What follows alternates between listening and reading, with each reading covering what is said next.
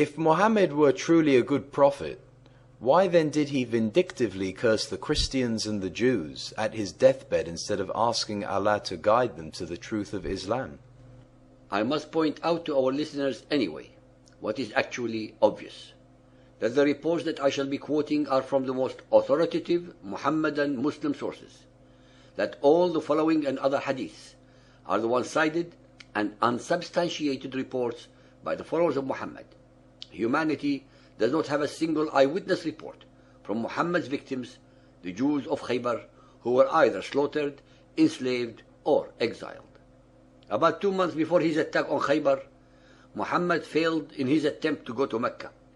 This failure resulted in the Treaty of Hudaybiyah with the Meccans. He returned humiliated in the eyes of the Meccans and in the minds of his people.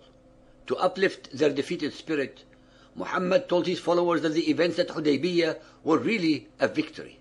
In fact, another made-to-order revelation was given to Muhammad as proof, Al-Fath 48.1. Since Allah did not deliver the Meccans goods as booty, Muhammad decided to attack and plunder the weaker and unsuspecting Jewish settlement of Khaybar instead. About 6 weeks after Hudaybiyah, Muhammad led his army and attacked the Jews of Khaybar while they were on their way to work on their date palms. Sahih al-Bukhari Hadith 1.584, narrated by Humayd. Anas bin Malik said, "The inhabitants of Khaybar came out with their baskets and spades, and when they saw the Prophet, they shouted, 'Muhammad, by God, Muhammad and his army.'" Khaybar was an agricultural settlement defended by a number of forts spread apart from each other. One by one, Muhammad's army took the forts. Finally, the last few surrendered to him. Muhammad had several of the leaders of the Jewish settlement beheaded. One leader, Kinana, was tortured to reveal where buried treasure was hidden. Then, when Kinana was near death, Muhammad commanded that he be beheaded. Many of the women and children were enslaved. Muhammad even took the most beautiful woman for himself. Sahih al-Bukhari Hadith 5.522, narrated by Anas bin Malik.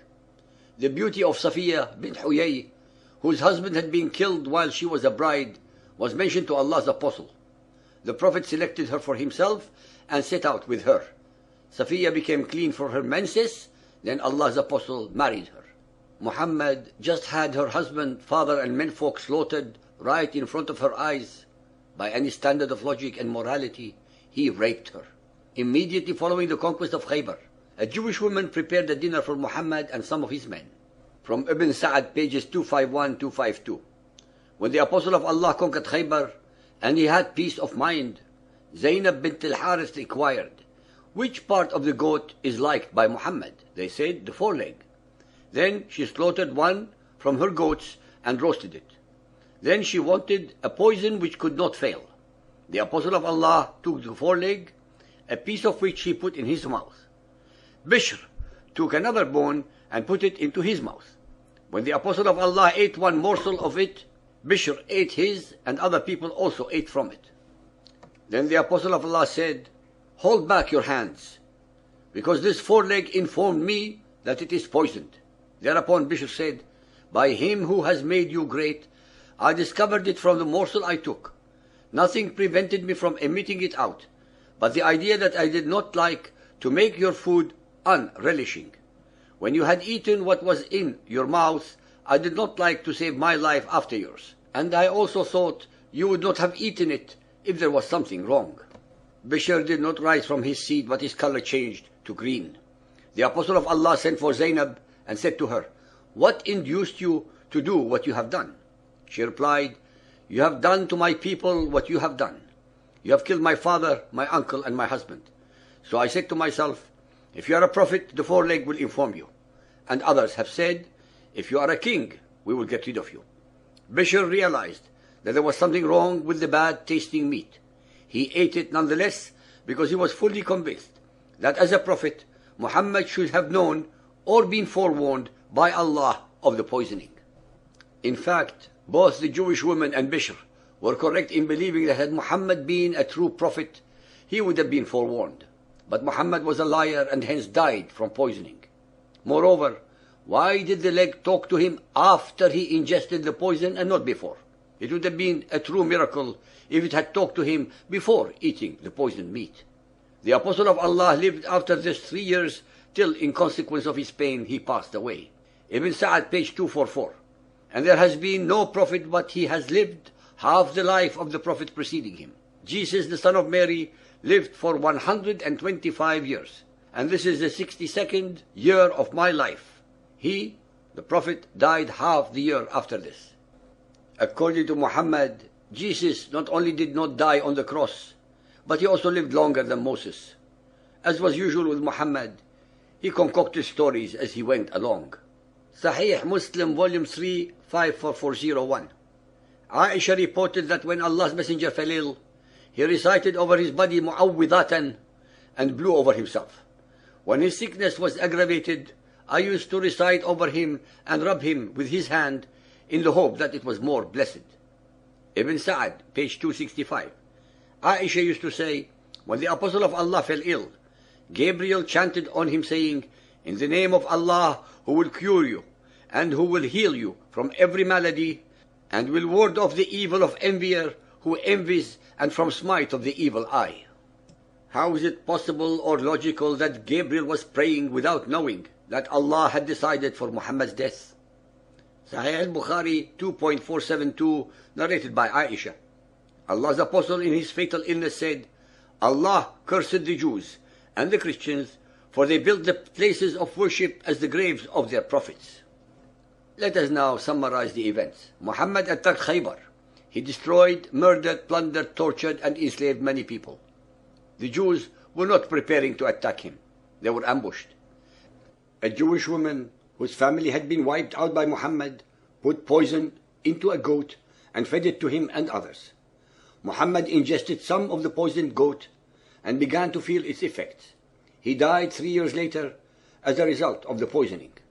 Many times previously, Muhammad claimed to have had revelations that warned him of danger. He even used one of these convenient upon request revelations as grounds to attack the Jewish settlement of Banu Nadir. Yet at Khaybar the revelation came too late to save his own life or that of Bishr's. As his illness wore on, Muhammad began to pray for healing. He even rubbed his healing hand upon himself. Gabriel also got into the act and prayed for his recovery. Obviously, at this point in time, Muhammad wanted very much to be alive. When his illness got progressively worse, Muhammad realized at last that it was the end. He ceased praying for healing and then declared that Allah had given him a choice to go to paradise or living on earth. Muhammad said he wanted to go to paradise. Knowing the game was up, Muhammad made the best out of his situation. Ibn Hisham, page 679. Then he, Muhammad, said, Allah has given one of his servants the choice between this world and that which is with Allah, and he has chosen the latter. Moses knew about his coming death, Deuteronomy 34.15. Jesus also knew of his death, Mark 8.32. Allah obviously did not see fit to inform his beloved Muhammad of his impending death. Muhammad was most certainly not a prophet. Only when he realized he was dying did Muhammad spiritualize his suffering and came to terms with death. Until the very end, he was full of hate and vindictiveness against his victims, the Christians and the Jews. For references, please read from the following. Sahih Bukhari, this hadith is considered to be the most important Islamic book after the Quran. Ibn Ishaq biography, Sirat Rasulullah, is the most authentic biographical literature recognized in Islam. Ibn Sa'ad's biography, Kitab al-Tabaqat al-Kabir, volume 2. Of the three, Ibn Sa'ad's Sirat contains the most information relative to Muhammad's death. Tabari's history is one of the most highly respected authors in Islamic writings. His history is 39 volumes. Sahih Muslim, this collection of hadith is considered to be equal to or slightly below Bukhari's collection of hadith. When studied in full, they all give unintentionally an extremely unflattering portrayal of Muhammad.